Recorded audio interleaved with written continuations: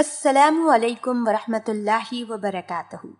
ناظرین، آج میں حاضر ہوئی ہوں علمی واقعہ اونٹنی کا قصہ کے سیکنڈ پارٹ کے ساتھ۔ اگر آپ نے اونٹنی کا قصہ کا فرسٹ پارٹ نہیں دیکھا تو پہلے وہ دیکھ لیں اوپر آئی بٹن پر کلک کر کے۔ واقعے کی جانب جانے سے پہلے یوٹیوب چینل علمی واقعہ کو سبسکرائب کر کے بیل نوٹیفیکیشن کو آن کر دیں تاکہ آپ ہر آنے والی تمام ویڈیو اپڈیٹ سے آگاہ رہیں۔ آپ میری ویڈیو کو زیادہ سے زیادہ شیئر کر کے کار خیر میں شامل ہو سکتے ہیں۔ اور مفسرین حضرات میں سے ابن جریر نے ذکر کیا ہے کہ قوم شمود میں سے 2 عورتیں ایسی تھیں جنہوں نے اس کو اونٹنی کے قتل پر ابھارا۔ ان میں سے ایک کا نام صدوقہ بنت المحیا بن ظہیر بن مختار تھا۔ یہ ایک مالدار خاندانی عورت تھی۔ اس کا خاوند مسلمان ہو گیا تھا تو اس نے اس سے علیحدگی اختیار کر لی۔ پھر اس نے اپنے چچا زاد بھائی مصرع بن مہرج بن المحیا کو بلایا اور اس پر اپنا آپ پیش کیا، لیکن یہ شرط لگائی کہ وہ اونٹنی کی کونچیں کاٹ دے۔ دوسری عورت کا نام انیزہ بنت غنیم بن مجلس تھا۔ اس کی کنیت ام غنمہ تھی۔ یہ ایک کافرہ اور بوڑھی عورت تھی۔ اس کی زواب بن عمر و خاوند سے 4 بیٹیاں تھیں۔ یہ آدمی سرداروں میں سے تھا۔ اس عورت نے قدار بن سالف سے کہا، اگر تو اونٹنی کی کونچیں کاٹ دے تو میں اپنی 4 بیٹیوں کا نکاح تجھ سے کر دوں گی۔ اس طرح یہ دونوں نوجوان اس کام کے لیے تیار ہوئے اور انہوں نے اپنے قوم کو بھی اس کام پر آمادہ کرنے کی کوشش کی۔ تو 7 آدمی اور ان کے ساتھ مل گئے۔ انہی کے بارے میں اللہ پاک نے ارشاد فرمایا کہ شہر میں 9 آدمی رہتے تھے جو زمین میں فساد پھیلاتے تھے اور اصلاح نہیں کرتے تھے۔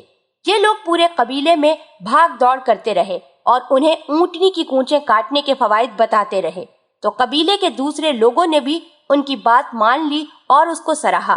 یہ لوگ اونٹنی کی کونچیں کاٹنے کے لیے ایک جگہ چھپ کر گھات لگائی میں بیٹھ گئے۔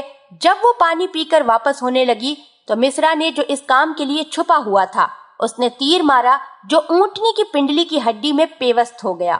پھر قدار بن سالف نے آگے بڑھ کر تلوار سے اس پر حملہ کیا۔ اس نے اونٹنی کی پچھلی ٹانگ کے پاؤں سے اوپر والے حصے کو زخمی کیا تو وہ زمین پر گر پڑی اور ایک زوردار آواز نکالی تاکہ اس کا بچہ خطرے سے محفوظ رہنے کے لیے کچھ ہیلا کر سکے۔ پھر قدار نے اونٹنی کے سینے پر نیزہ مارا اور اسے مار ڈالا، اور اونٹنی کا بچہ بھاگ کر پہاڑ کی ایک محفوظ چوٹی پر چڑھ گیا اور 3 دفعہ زور سے آواز نکالی۔ حضرت حسن رحمت اللہ علیہ سے مروی ہے، وہ فرماتے ہیں کہ اونٹنی کے بچے نے کہا، یا اللہ میری ماں کہاں ہے؟ پھر وہ ایک چٹان میں غائب ہو گیا۔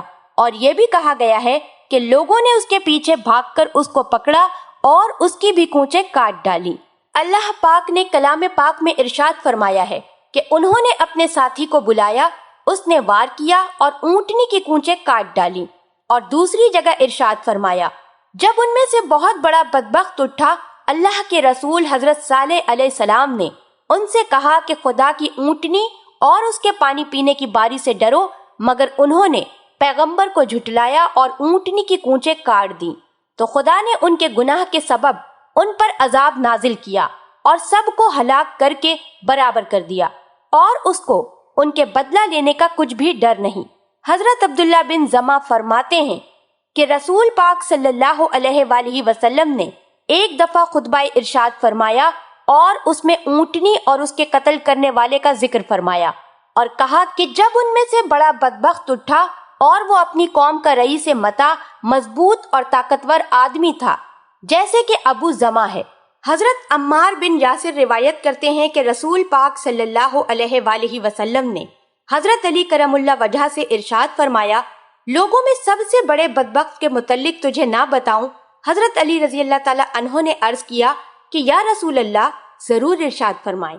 آپ نے فرمایا، ایسے 2 آدمی ہیں، ایک تو قوم شمود کا سرخ رنگ کا آدمی جس نے اونٹنی کی کونچیں کاٹ دی تھی، اور دوسرا شخص، اے علی، جو تجھے اس جگہ یعنی سر پر مارے گا یہاں تک کہ اس سے یہ یعنی داڑھی تر ہو جائے گی۔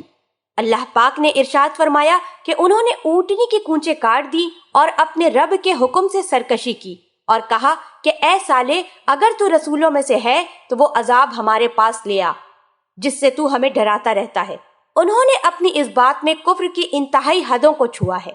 اللہ پاک نے ان کو اونٹنی نشانی کے طور پر دی تھی اور اس کو نقصان پہنچانے سے منع کیا تھا، مگر انہوں نے اپنے رسول کی مخالفت کی اور اونٹنی کو قتل کر دیا اور عذاب کو جلدی طلب کیا، اور وہ دو لحاظ سے سزا کے حقدار پائے۔ ان سے شرط لگائی گئی تھی اور اس بات کا پابند کیا گیا تھا وہ اس اونٹنی کو کوئی تکلیف نہ پہنچائیں گے، ورنہ تمہیں قریب کا عذاب آ پکڑے گا۔ ایک آیت میں عذاب عظیم بڑا عذاب اور ایک آیت میں عذاب علیم دردناک عذاب کا ذکر بھی ہے۔ عذاب و عقاب کے حقدار بننے کی دوسری وجہ یہ ہے کہ انہوں نے خود عذاب جلدی طلب کیا، اور تیسری وجہ یہ کفر کی ہے کہ انہوں نے اپنے اس رسول کی تکذیب کی جس کی نبوت اور سچائی پر قطعی اور پختہ دلیل قائم ہو چکی تھی اور ان کو پوری طرح علم ہو چکا تھا، لیکن انہوں نے اپنے انکار و کفر و گمراہی اور ہٹ دھرمی کی وجہ سے حق اور وقوع عذاب کو حقیقت سے دور سمجھا۔ اللہ پاک فرماتے ہیں پس انہوں نے اس کی کونچیں کاٹ دی تو صالح علیہ السلام نے فرمایا اپنے گھروں میں 3 دن فائدہ اٹھا لو، یہ وعدہ ایسا ہے کہ جھوٹا نہیں ہوگا۔ بیان کیا جاتا ہے کہ جب قوم شمود نے کونچیں کاٹنے کا ارادہ کیا تو سب سے پہلے قدار بن سلف نے اس پر حملہ کیا اور اس کی ایک کونچ کاٹ دی اور وہ زمین پر گر پڑی۔ پھر وہ سب اپنی تلواریں لے کر اس پر ٹوٹ پڑے اور اس کو ٹکڑے ٹکڑے کر دیا۔ جب اس کے بچے نے یہ صورتحال دیکھی تو وہ ان سے بھاگا اور پہاڑ کی چوٹی پر چڑھ گیا اور 3 دفعہ زوردار آواز لگائی۔ اس لیے صالح علیہ السلام نے ان کو کہا کہ تم لوگ اپنے گھروں میں 3 دن تک فائدہ اٹھا لو، یعنی خوب کھا پی لو اور مزے اٹھا لو، یعنی موجودہ دن نکال کر 3 دن کی مہلت دی گئی۔ لیکن انہوں نے اس پختہ وعدہ کی بھی تصدیق نہ کی، بلکہ انہوں نے اور زیادہ دلیری کر کے حضرت صالح علیہ السلام کو قتل کرنے کا پروگرام بنایا، اور اپنے خیال کے مطابق انہوں نے اس کو اونٹنی کے ساتھ ملانے کا ارادہ کیا۔ انہوں نے ایک دوسرے سے قسمیں اٹھوا کر پختہ وعدہ لیا کہ ہم حضرت صالح علیہ السلام اور اس کے اہل پر ضرور شب خون ماریں گے، کہ اس کے گھر میں ہم رات کو اچانک گھس کر اس کو اس کے گھر والوں سمیت قتل کر دیں گے۔ پھر اگر اس کے سرپرستوں اور متعلقین نے کوئی خون بہایا یا قصاص کا مطالبہ کیا تو ہم اس قتل کا صاف صاف انکار کر دیں گے۔ اس لیے انہوں نے کہا کہ پھر ہم اس کے والی وارث کو کہیں گے کہ ہم اس کے گھر والوں کی ہلاکت کے موقع پر موجود ہی نہیں تھے اور ہم یقیناً سچے ہیں۔